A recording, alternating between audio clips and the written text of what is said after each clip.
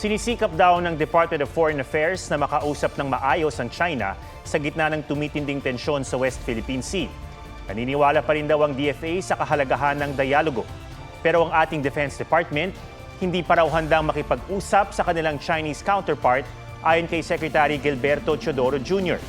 Sa pagdinig ng Senado, iginiit naman ni Seaman First Class Underwater Operator Jeffrey Facundo na nasugatan sa insidente sa Ayungin Shoal noong June 17 na sinadya at hindi aksidente ang nangyari.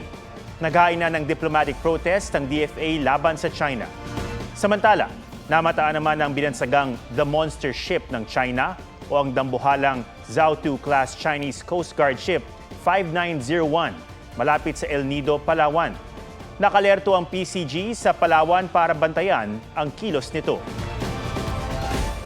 Mga kapuso, alamin ang State of the Nation. Mag-subscribe sa GMA Integrated News sa YouTube. Sa ating mga kapuso abroad, samahan niyo kami sa GMA Pinoy TV at sa www.gmanews.tv.